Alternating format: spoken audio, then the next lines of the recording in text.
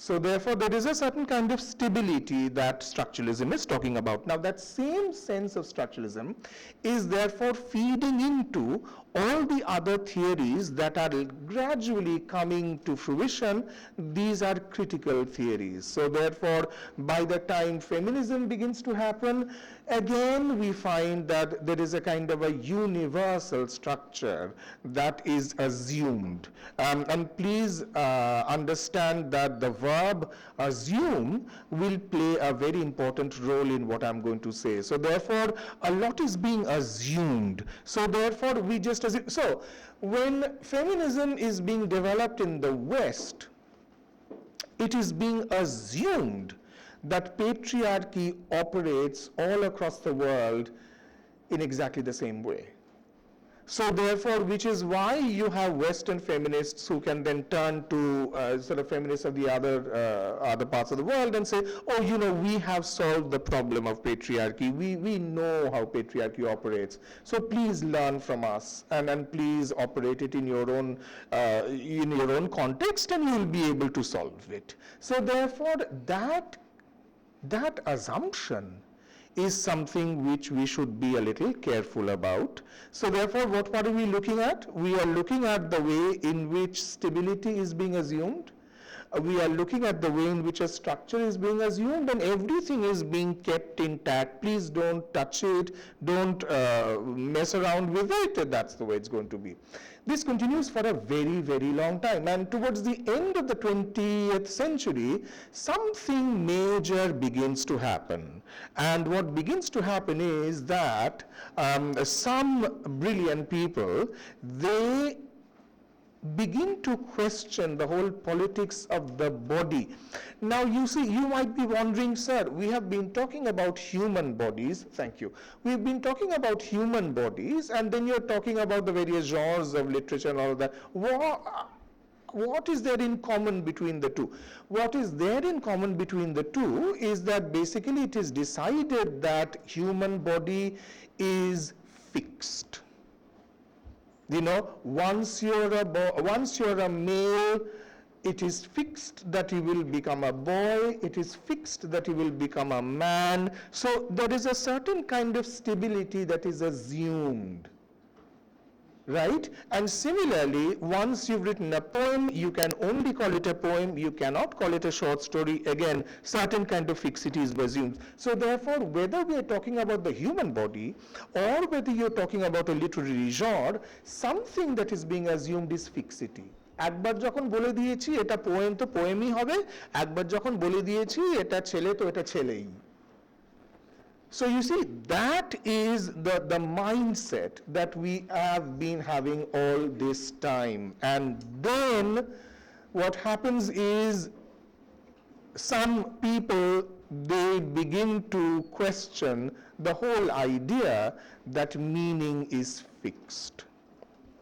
And then they say, I am not very sure that meaning is fixed. I am not very sure that meaning is stable. So now we are gradually moving into the realm of deconstruction. We are moving, yes, absolutely. So we're moving into the field of post-structuralism.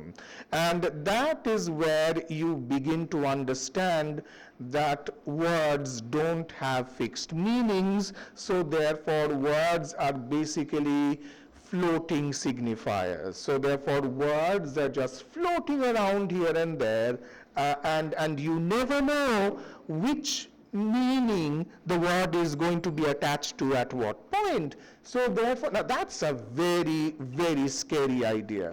It's a very scary idea, because if I sort of turn around and if I tell you that henceforth I am going to call this a cow, you're going to say, no, but sir, I mean, come on, you know, and then you're going to say, well, you know, it's sir who wants to call this a cow. We know that it is actually a table, but sir wants to call it a cow, so we'll go with sir because, you know, boys bacche, buro hoye jacche. Let's humor him. And then I'm going to say, yes, I'm going to call this a cow, but so we're going to say, let's have a meeting around the cow. And you're going to say, listen, what we used to call table is, oh, I see, yeah, oh, the cow, yeah, we'll go to The cow.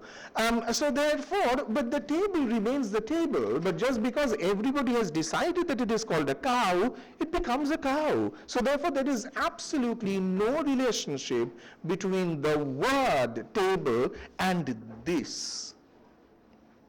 It can be called anything. So therefore, there is no organic relationship between the physical, this, and the word table. It's just a completely arbitrary relationship. It could be called anything.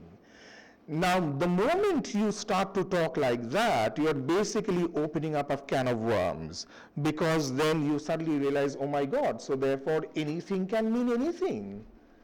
So what Derrida says is that ultimately language you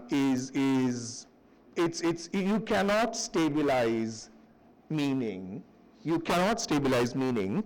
And so if you cannot stabilize meaning, then therefore that totally complicates our understanding of politics as well.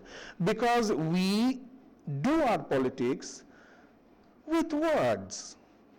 So if we do our politics with words, and then if I say that words don't have a stable meaning, then what kind of politics am I doing? Because till now it was very easy for me to do politics, because it was us against them.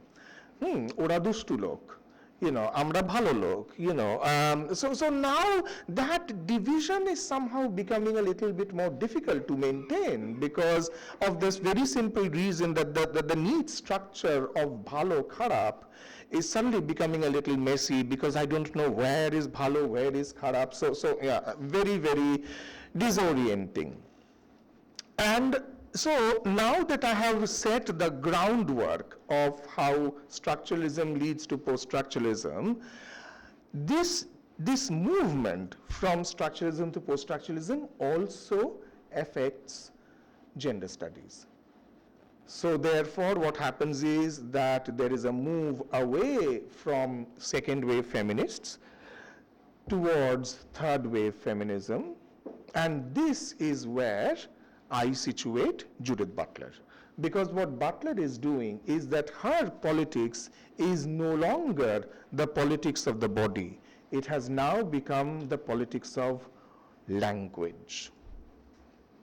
That is the major change that Butler makes, is that it is no longer the politics of the body, it becomes the politics of language. Now remember, this is not a very popular opinion, and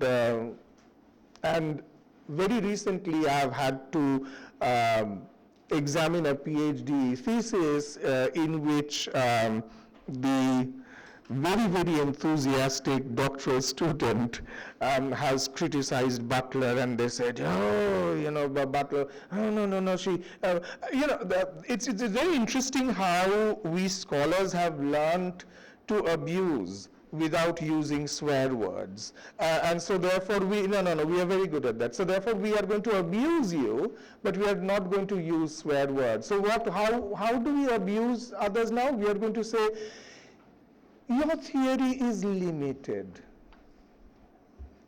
Now, the moment you say your theory is limited, it sounds perfectly innocuous, but I'm basically telling you that you're an idiot. But I'm not telling you that, I'm just saying your theory is limited. And when I read it, Butler's theory is limited, and I thought, oh, I see where you're going with this. And so therefore, but the one criticism that has been dogging Butler for as long as I can remember is that, Butler is very difficult to read. And I'm sure this is something that many of you who've ever been courageous enough to read the first few lines of Gender Trouble will know, that after which many of us have gone into therapy. Because sir পাচ্ছি না, right, and হচ্ছে না, right? So therefore Butler is extremely well aware of that criticism, and Butler was once asked, why is your language so difficult? And she said, my language is difficult because patriarchy is easy.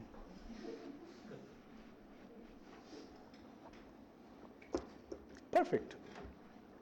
So So there you have it. I'm sorry, my language will be difficult because patriarchy is easy. Why is patriarchy easy? Well, because patriarchy also does the same thing of amra ora.